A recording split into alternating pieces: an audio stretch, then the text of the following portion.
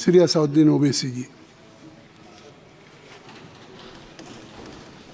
शुक्रिया मोहतरम चेयरमैन साहब, आपने मुझे बोलने का मौका दिया। मैं शुरुआत में बताना चाह रहा हूं कि मैं हुकूमत की तरफ से लाए गए इस रेजोल्यूशन की मुखालिफत में बोल रहा हूं और मैंने अमेंडमेंट्स भी दिए हैं प्रेजेंट एड्रेस के लिए।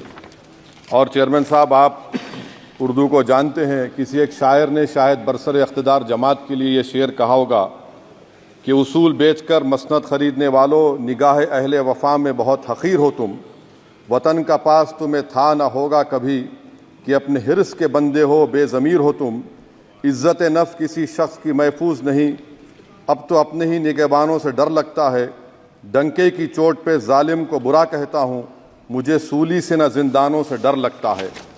मोहतरम चेयरमैन साहब, मैं आज इन लोगों की तरफ से बोल रहा हूँ जो दिखते तो हैं, जिनके बारे में बात तो होती है मगर उनकी कोई नहीं सुनता। मैं उनके बारे में बोल रहा हूँ जिनके बारे में वज़ीर आज़म मोदी ने कहा था कि घुसपैठी है। मैं उन बेटियों और माओं के बारे में कह रहा हूँ जिनके बारे में मोदी ने कहा कि ज़्यादा बच्चे पैदा करते।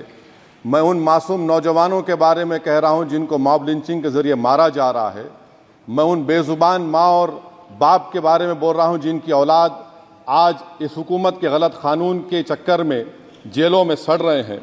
सर, मैं दस्तूर जब इस ऐवान में बन रहा था, संविधान बन रहा था, तो उस वक्त अलहदा वोटर लिस्ट और इंतखाबी रिजर्वेशन की बात आई, तो उस वक्त के हमारे फाउंडिंग फादर्स ने, हमारे बुजुर्गों ने, दोनों समुदाय के हिंदू और मुसलमानों ने फैसला किया कि हम इस पर राज़ी नहीं होंगे। बल्कि उन्होंने क्या कहा था हमारे फाउंडिंग फादर्स ने, उन्होंने मुखालिफत की थी अलहदा वोटर लिस्ट की और इंतखाबी रिजर्वेशन की। उन्होंने कहा था, I quote sir, it is the duty of majority community to ensure that minorities are elected in the representative numbers. BJP मुसलमानों की नफरत पर जीतती है और मुसलमानों के नाम निहाद मसीहा मुसलमानों के 90% ज़्यादा वोट हासिल करते हैं, मगर फिर भी इस ऐवान के दरवाजे नहीं खुलते मुसलमानों के लिए और सिर्फ 4% मुसलमान जीत कर आते हैं। सर, संविधान सिर्फ एक किताब नहीं है जिसे चूमा जाए, संविधान एक किताब नहीं है जिसे दिखाया जाए, संविधान एक सिंबल भी है, मगर संविधान एक हमारे बुजुर्गों के ख्वाबों की किताब है। हमारे जमहूरियत को हमारे बुजुर्गों ने इस तरह समझा, हमारे फाउंडिंग फादर्स ने इस तरह जमहूरियत को समझा कि इसमें हर समुदाय और मजहब और समाज के मानने वाले लोगों की राय को शामिल किया जाएगा इस मुल्क को चलाने के लिए, मगर इस ऐवान में सिर्फ 4% मुसलमान जीत कर आते हैं।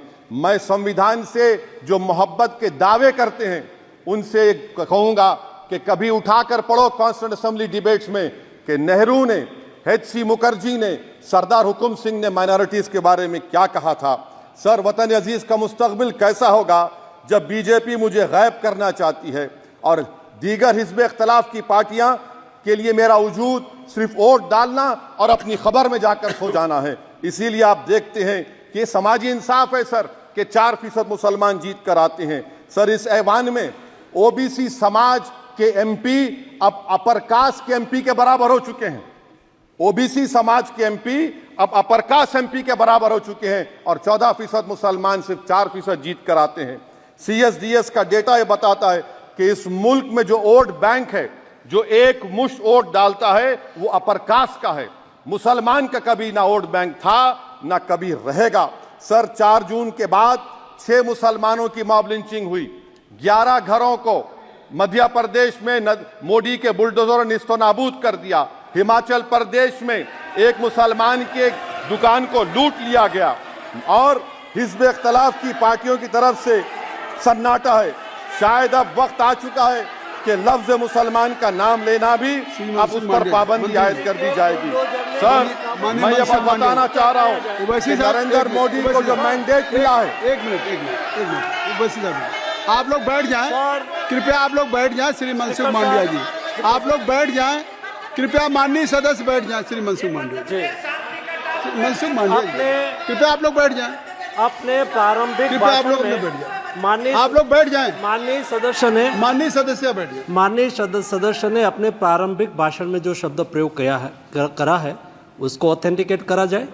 और अभी उन्होंने उल्लेख करा कि मोदी के बुलडोजर ने वहाँ मॉब लिंचिंग करा है उसको भी ऑथेंटिकेट करा जाए। निश्चित तौर से इसको ठीक है ठीक है ठीक है ठीक है ठीक है। उवैसी साहब जब भी कोई बात नहीं सर, आप चेयर पर बैठे हैं जी, इसलिए आप मंत्री जी को पेट में दर्द हुआ, माशाल्लाह, शुक्रिया उनका। नहीं, तो सर मैं ये बोल मंत्री की रहा था, जवाबदेही है अरे ये नहीं मंत्री इससे की बुरी बात क्या है? पेट में दर्द हो सकता है, वो दर्द ये सब ठीक अच्छा नहीं। दर्द हुआ, चलिए दर्द हुआ, दिल का दर्द हुआ।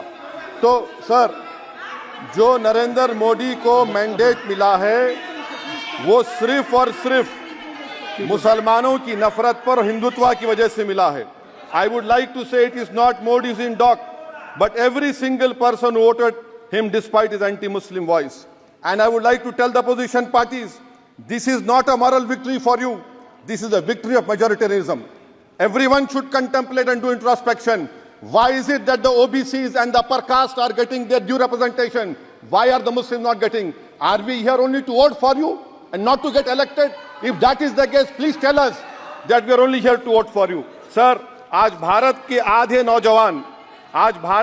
नौजवान बेरोजगार हैं और रोजगार की तालाश, बेरोजगारी का आलम यह है सर कि मोदी सरकार के 5 साल में 75 लाख एस्पिरेंट्स की जिंदगी बर्बाद हो गई, 6 पेपर लीक हुआ। बेरोजगारी का आलम यह है सर कि रशिया जा रहे हैं, वहां जाकर अपनी जानों को दे रहे हैं। बेरोजगारी का आलम यह है कि नरेंद्र मोदी रोजगार का कैंप चलाती है नौजवानों के लिए कि तुम इजराइल में जाकर काम करो, उनको कैनन फॉडर बना रही है ताकि फलस्तीनियों की जायदादों को हड़प कर सके।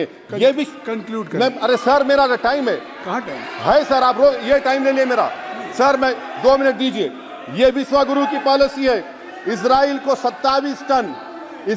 27 टन हथियार जा रहा है। 9 मिलियन भारत के लोग गल्फ में काम करते हैं, क्या असर पड़ेगा? 47,000 इजरायली फलस्तीनी मार चुके हैं। क्या है हमारी पॉलिसी सर? क्यों हथियार दे रहे हैं सर? नस्लकशी हो रही है। सदर जमहूरिया के खुतबे में राष्ट्रपति के सर, मैं उसी पे बोल रहा हूं सर, उसमें लिखा हुआ है फॉरेन पॉलिसी के ऊपर, आप पैराग्राफ नंबर 25 देख लीजिए। सदर जमहूरिया में सैचुरेशन अप्रोच है। क्यों नहीं मोदी सरकार माइनॉरिटीज को तीनों स्कॉलरशिप को डिमांड करती है सर? उसको आपने बजट कम कर दिया सर। बनारस का बुनकर 18 महीने से मंडी का शिकार है, सूरत और बेंगलुरु जा रहा है सर। आखिरी बात कंक्लूड कर रहा हूं, आखिरी बात सर, पनून केस में निखिल गुप्ता, मोदी ने कहा था कि हम घर में घुसकर मारा, तो निखिल गुप्ता को किसने ऑर्डर दिया था पनून को मारने का?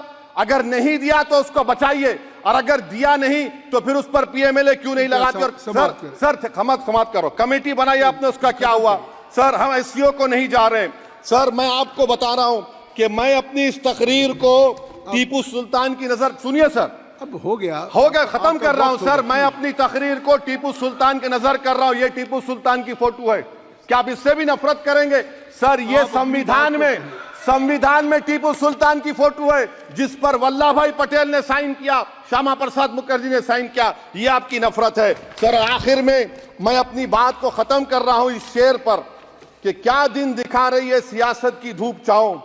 जो कल सपूत थे वो कपूतों में आ गए, थे इस कदर अजीम के पैरों में ताज थे, इतने हुए जलील के जूतों में आ गए। बहुत बहुत शुक्रिया सर।